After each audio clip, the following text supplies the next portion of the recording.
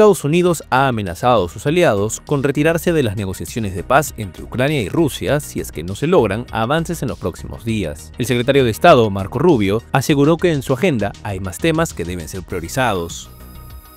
Un bombardeo nocturno de Estados Unidos provocó la muerte de al menos 74 personas en el puerto de Ras Isa, un puente de alto nivel estratégico para los hutíes de Yemen.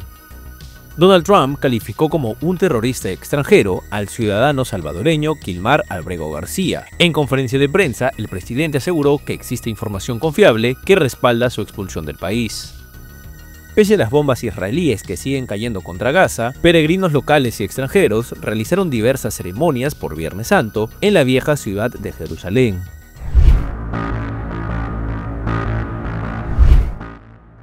Una advertencia que puede sacudir las negociaciones de paz. Este viernes, el secretario de Estado de Estados Unidos, Marco Rubio, dijo que si no es posible poner fin a la guerra de Ucrania, Estados Unidos debe abandonar sus esfuerzos en días y seguir adelante. Las palabras de Rubio llegan un día después de que él y el enviado especial de la Casa Blanca, Steve Witkoff, se reunieron con los aliados europeos y ucranianos para poder aterrizar la propuesta de paz.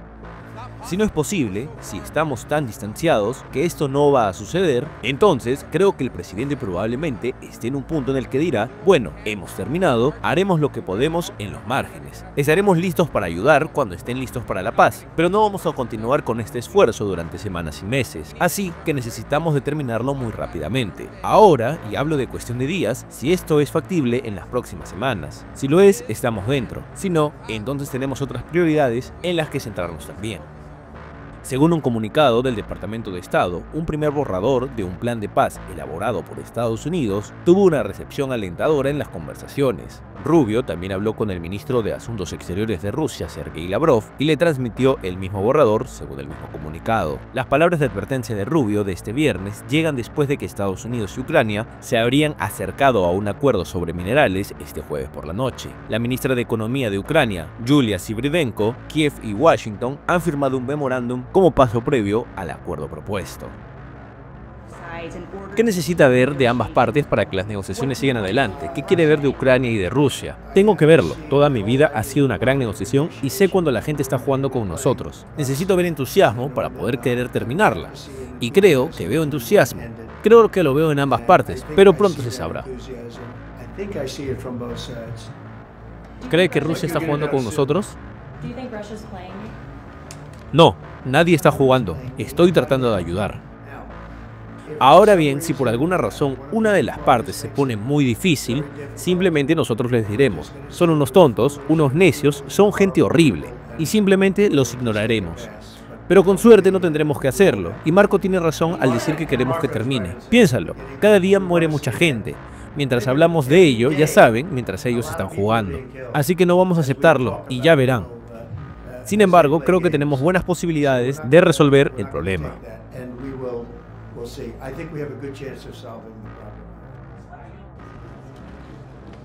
Representantes de Estados Unidos, Ucrania, Francia, Alemania y Reino Unido se reunieron el jueves por primera vez para buscar una tregua entre Kiev y Moscú. La reunión en París pretende reactivar los estancados esfuerzos para un alto el fuego entre Ucrania y Rusia en medio de tensiones transatlánticas. Hoy en París, Estados Unidos, Ucrania y los europeos se reunieron alrededor de la misma mesa para abordar colectivamente la continuación de los esfuerzos que todos queremos realizar para lograr rápidamente un alto el fuego en Ucrania. Para ello acordaron reunirse nuevamente la próxima semana en Londres con el objetivo de poner fin al conflicto en la ex República Soviética invadida por Rusia en 2022. Et ces discussions très ouvertes, très franches, auront permis de faire avancer. Estas discusiones muy abiertas, muy francas, habrán avanzado en la reflexión de los europeos, la de los ucranianos y la de los americanos, quienes han acordado reunirse la próxima semana en Londres para continuar los intercambios sobre esta base, para que podamos esperar en un futuro muy cercano alcanzar este alto el fuego total e incondicional al que los ucranianos ya han accedido y al que deseamos que Rusia pudiera acceder a su vez. Sans conditions, auxquelles les Ukrainiens ont d'ores et déjà consenti, et auquel nous souhaitons que la Russie puisse consentir à son tour. el presidente de Francia, Emmanuel Macron, el jefe de la diplomacia estadounidense, Marco Rubio, y el emisario especial del presidente de Estados Unidos, Steve Witkoff, estuvieron presentes en las conversaciones. Sin embargo, el presidente ucraniano Volodymyr Zelensky acusó a Witkoff, que actúa como interlocutor con Moscú en las negociaciones para el alto al fuego, de adoptar la estrategia rusa y de difundir narrativas rusas. Вважаю, що пан Вітков прийняв.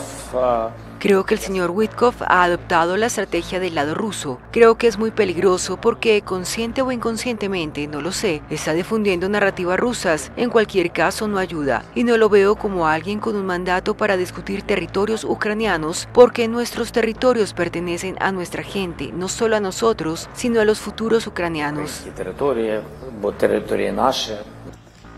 Rubio llamó al canciller ruso Sergei Lavrov después de la reunión para informarlo sobre los intercambios y afirmó que las conversaciones fueron esperanzadoras. La administración de Donald Trump lleva varias semanas organizando conversaciones separadas con altos funcionarios rusos y ucranianos con el objetivo de encontrar una salida a la guerra en Ucrania. Sin embargo, dichas conversaciones no han conducido hasta el momento a un cese de las hostilidades, lo que ha provocado la frustración del mandatario estadounidense. Rusia atacó este viernes con misiles balísticos y drones suicidas las ciudades de Kharkov y Sumy en el este y el noroeste de Ucrania, causando al menos un muerto y decenas de heridos, mientras que Estados Unidos ha amenazado con abandonar sus esfuerzos para lograr un alto al fuego si es que no ve avances en los próximos días. El ataque de madrugada contra Kharkov, fronteriza con la región rusa de Belgorod, se cobró la vida de una persona y causó al menos 98 heridos, entre ellos 7 niños, según el Servicio Estatal de Emergencias. La víctima mortal es un hombre de 79 años que murió en su apartamento. Los medios de comunicación ucranianos informan de que entre los heridos hay varios niños. El alcalde de Kharkov, Igor Tekerov, dijo que 21 edificios de apartamentos, 40 viviendas particulares, 2 escuelas, 2 guarderías y un centro de arte infantil habrían resultado dañados en el ataque. Tekerov añadió que el ataque aéreo se llevó a cabo con misiles balísticos equipados con municiones de racimo. Según esta institución, ya se ha establecido que al menos un misil fue detonado en el aire, con el objetivo de causar el mayor daño posible a infraestructuras civiles. La policía, los bomberos, los equipos de perros rastreadores y diversos servicios médicos han sido movilizados para ayudar en las tareas de rescate, según han informado los medios locales. A su vez, la administración regional de Sumy informó que al menos una persona murió y otra quedó herida tras un ataque ruso. El alcalde en funciones de Sumy, Artem Kobzar, indicó que en el caso de la ciudad de Sumy, el ataque se produjo con drones iraníes Shahed. La parte china nunca ha proporcionado armas letales a ninguna de las partes en conflicto y controla estrictamente los artículos de doble uso. La parte ucraniana lo tiene totalmente claro y ha declarado públicamente que la mayoría de los componentes de armas importados por Rusia provienen de Estados Unidos y de otros países occidentales. China se opone firmemente a las acusaciones infundadas y a la manipulación política. Rusia dio por terminada la frágil tregua energética con Ucrania. El portavoz del Kremlin, Dmitry Peskov, consideró el viernes que la moratoria de 30 días a los bombardeos contra infraestructuras energéticas expiró, y agregó que por el momento no ha habido otras instrucciones del presidente Vladimir Putin al respecto. El anuncio del Kremlin aleja la perspectiva de un cese inminente de los combates más de 3 años después de que Rusia invadiera Ucrania, y con el presidente estadounidense Donald Trump asegurando que quiere hacer todo lo posible para lograr un acuerdo entre Kiev y Moscú a la mayor premura. En marzo, la Casa Blanca afirmó que había llegado a sendos acuerdos con Rusia y Ucrania para que dejaran de atacar las infraestructuras energéticas del bando contrario. Los detalles del acuerdo nunca estuvieron del todo claros, ni cuándo empezó a aplicarse, ni por cuánto tiempo se prolongaría, ni en qué condiciones. Los rusos lo anunciaron el 18 de marzo después de que Trump y Putin hablasen por teléfono, pero los ucranianos se refirieron a él días después tras unas conversaciones con los estadounidenses. Además, desde entonces, Rusia y Ucrania se habían acusado casi a diario de violarlo.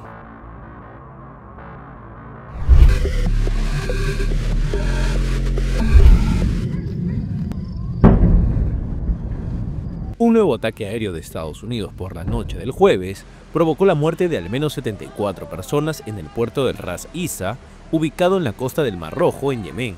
Medios afines al movimiento hutíe reportaron este viernes 18 de abril que también hay 171 personas con heridas, según datos difundidos por la Oficina de Salud de Al-Udeida.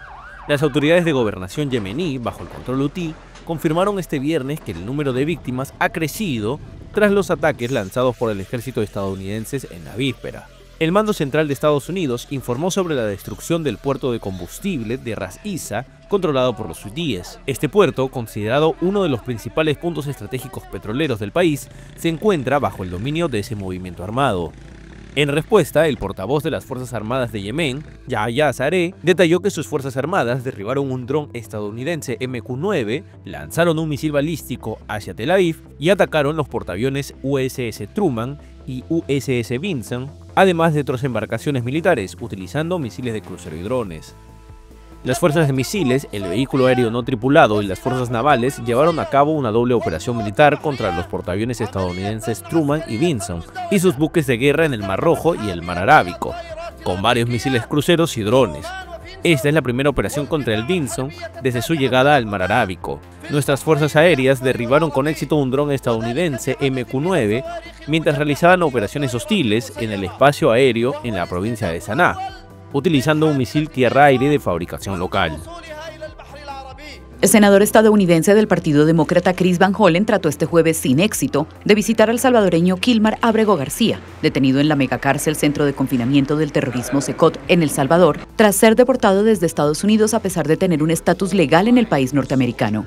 Van Hollen se trasladó hoy al CECOT, ubicado en una zona aislada y árida en la localidad central de Tecoluca, a más de 75 kilómetros de la capital San Salvador, para intentar ingresar. Pero fuimos detenidos por un retén que estaba más o menos a 3 kilómetros de la prisión del CECOT. Y los soldados nos dijeron que habían sido ordenados a no dejarnos pasar más allá de ese punto. Y tengo que decirles que desde el momento en que el señor Abrego García fue raptado de Maryland y traído acá, no ha tenido ninguna comunicación con nadie desde ese día. Van Hollen llegó el miércoles a El Salvador con el objetivo de verificar las condiciones en las que se encuentra Abrego García, lo que no ha sido posible. Así que no hemos podido de ninguna manera saber cómo está de salud y cómo está su bienestar. La Embajada de los Estados Unidos aquí en El Salvador no le ha pedido a Trump que haga algunas averiguaciones acerca de cómo está el señor Abrego García. Y debo destacar entonces que esta incapacidad de podernos comunicar con él y saber cómo está es una violación a la ley internacional. El político fue recibido el miércoles por el vicepresidente salvadoreño Félix Ulloa, a quien le pidió la liberación de Abrego, aunque Ulloa respondió que esto no estaba dentro de sus posibilidades. El salvadoreño Abrego es uno de los más de 200 migrantes que fueron expulsados de Estados Unidos el pasado 16 de marzo y enviados a la prisión de alta seguridad sin posibilidad de apelar sus casos ante una corte, lo que grupos de defensa de los derechos humanos han calificado como desaparición forzada. ¿Te refieres a Abrego García? ¿Es ese? Sí. Es un inmigrante ilegal, miembro de la pandilla MS-13 y terrorista extranjero. Esto proviene del Departamento de Estado y de fuentes muy legítimas. Supongo que estoy leyendo, solo te estoy dando lo que me dieron, pero se suponía que era información certificada. En el 2019, García recibió una orden de deportación.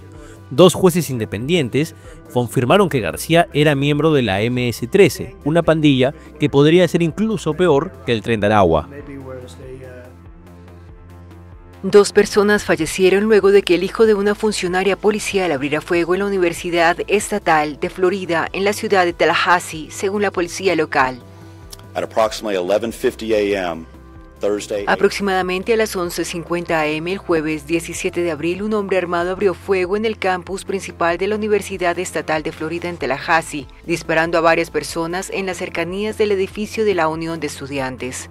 La policía de la FSU respondió de inmediato, lo enfrentó, neutralizó y detuvo al atacante. 2 víctimas han fallecido y 5 personas han sido trasladadas a un hospital local con heridas de bala. El atacante también ha sido trasladado a un hospital local. Los 2 fallecidos no son estudiantes.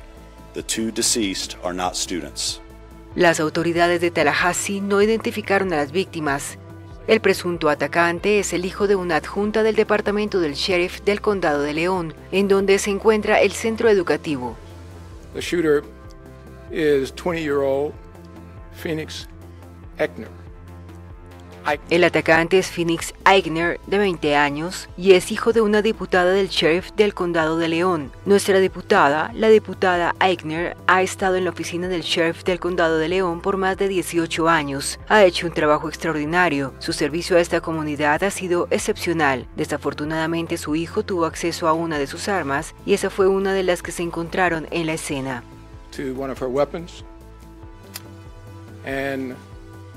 That was one of the weapons that was found at the scene. El agresor también era un miembro de larga data del Departamento del Condado de León, ciudadano del Consejo Asesor de la Juventud y participó en una serie de programas de la oficina del sheriff. El presidente de Estados Unidos, Donald Trump, se refirió al ataque. Es una pena, es algo horrible, horrible que sucedan cosas como estas y tendremos más que decir al respecto más tarde. Los tiroteos masivos son comunes en Estados Unidos, donde el acceso a las armas está amparado por la Constitución. La Universidad Estatal de Florida ya había sido escenario de otro tiroteo. En lo que va del 2025 se han registrado 81 tiroteos masivos en Estados Unidos, de acuerdo con el no gubernamental Archivo sobre la Violencia Armada. Un ciudadano estadounidense armado con un cuchillo intentó secuestrar el jueves un pequeño avión en Belice, pero fue abatido a tiros por un pasajero. Poco después de despegar, el secuestrador amenazó al piloto de la aeronave Cessna Grand Caravan de la aerolínea beliceña Tropic Air y le ordenó dirigirse fuera del país.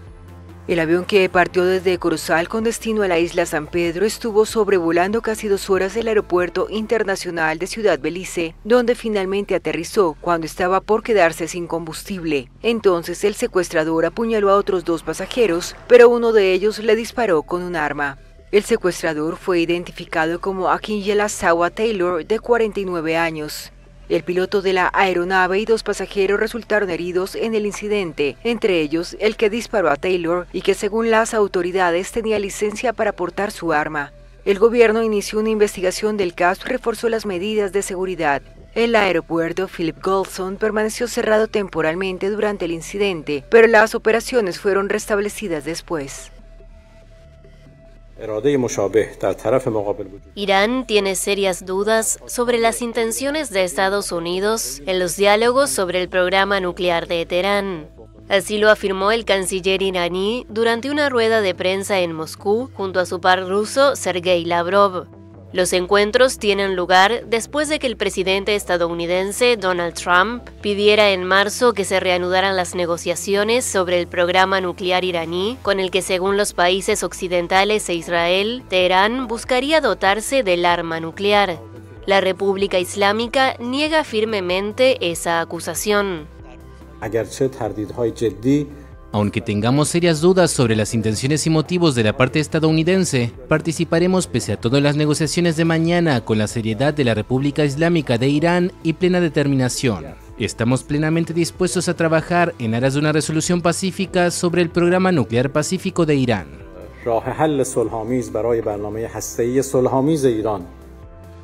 Durante su primer mandato, Trump retiró a Estados Unidos de un acuerdo nuclear histórico sellado en 2015 y que limitaba el programa nuclear iraní a cambio de un alivio de las sanciones impuestas contra la República Islámica. Teherán cumplió el acuerdo hasta la retirada de Washington, pero después empezó a desvincularse de sus compromisos. Desde entonces, los esfuerzos por reanudar el pacto de 2015 han fracasado. El sábado, con la mediación de Omán, delegaciones de Irán y de Estados Unidos se reunirán en la capital italiana para tratar sobre ese tema.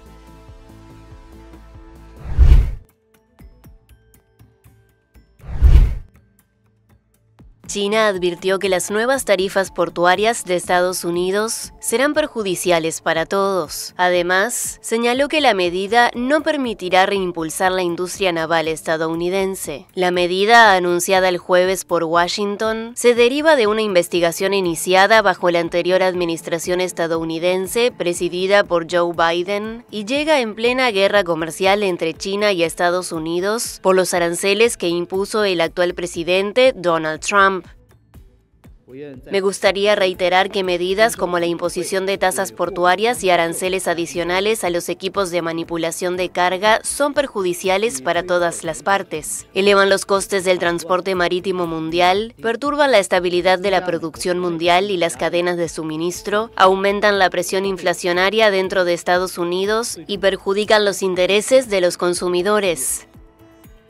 Según Washington, la mayoría de las tasas entrarán en vigor a mediados de octubre. Se aplicarán por tonelada o por contenedor y se cobrarán por cada visita a Estados Unidos, no por cada puerto en los que los buques atraquen. Se impondrán hasta un máximo de 5 veces al año y los propietarios podrán verse eximidos si hacen un pedido de un buque construido en Estados Unidos. La industria naviera estadounidense, dominante después de la Segunda Guerra Mundial, ha decaído y ahora solo representa el 0,1% de la producción mundial. Asia domina el sector. En China se construyen casi la mitad de todos los barcos y le siguen Corea del Sur y Japón. El presidente de Estados Unidos, Donald Trump, y su administración están estudiando destituir a Jerome Powell, el presidente de la Reserva Federal, según declaró el viernes el principal asesor económico de la Casa Blanca. Siguiendo con la pregunta de mi colega, ¿cree que despedir a Jay Powell es una opción ahora, algo que no lo era antes? El presidente y su equipo seguirán estudiando ese asunto.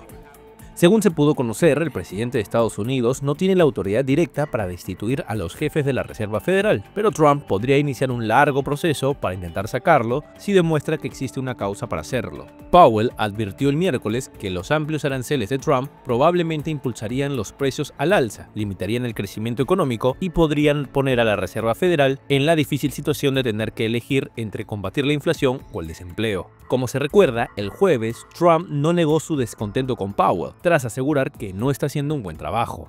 Dijo que el despido de Jerome Powell es urgente, dice que no se irá ni aunque se lo pida. Sí se irá, si se lo pido, se irá. No creo que esté haciendo bien su trabajo. Llega demasiado tarde, siempre demasiado tarde. Es un poco lento y no estoy contento con él. Se lo hice saber y si quiero que se vaya, se irá rapidísimo, créeme.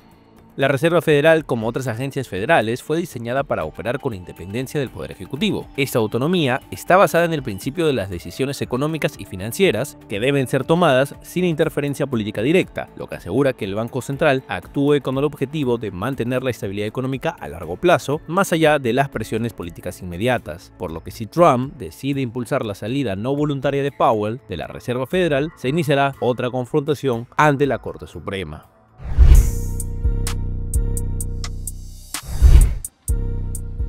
Google monopolizó el mercado de la publicidad en Internet.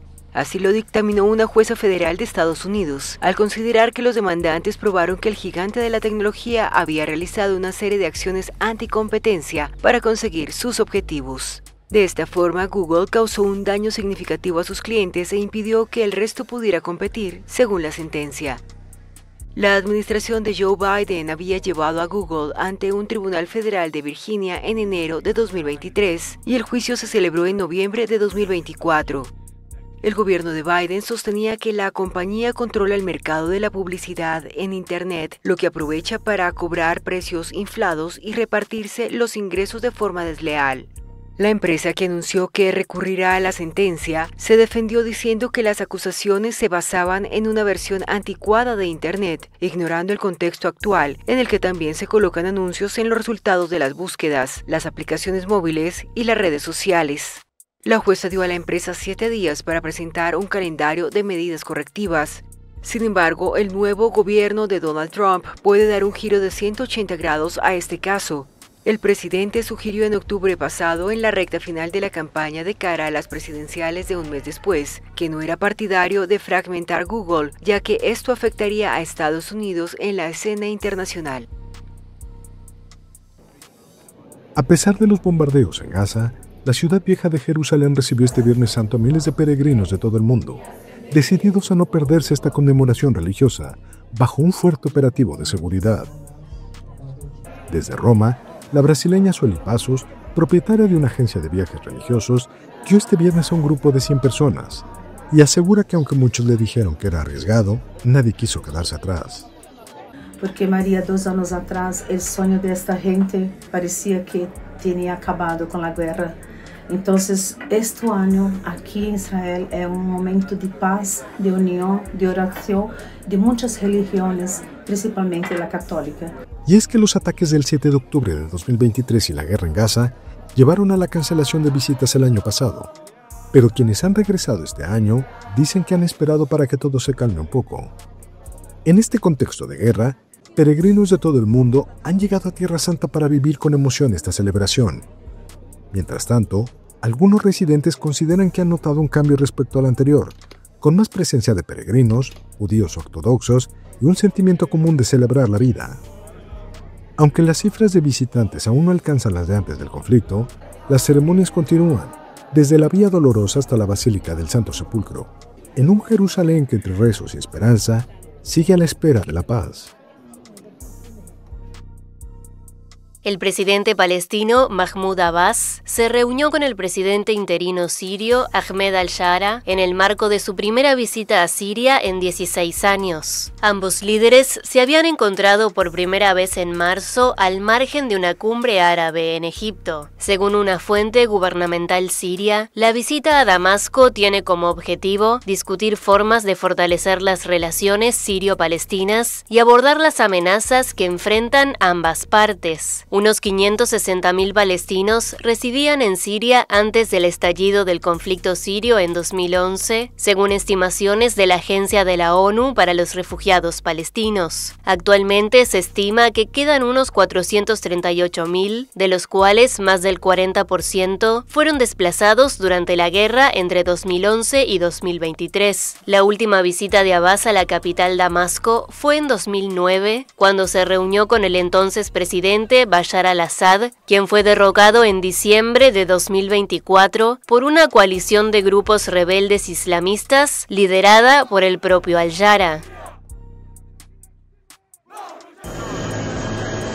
Fuertes tormentas en el norte de Italia dejaron 3 muertos, a la vez que decenas de personas tuvieron que ser evacuadas de zonas inundadas. Los bomberos encontraron los cuerpos sin vida de un hombre de 64 años y de su hijo de 33, cuyo coche había sido arrastrado por un torrente de agua cerca de Vicenza. Ambos se dirigían a participar voluntariamente en las labores de rescate. El jueves, un anciano de unos 90 años fue hallado muerto en su vivienda inundada en la región de Piamonte, en el noroeste del país. En el valle de Aosta, unas 5.000 familias se quedaron sin electricidad el jueves por la noche, según el gestor local de la red eléctrica.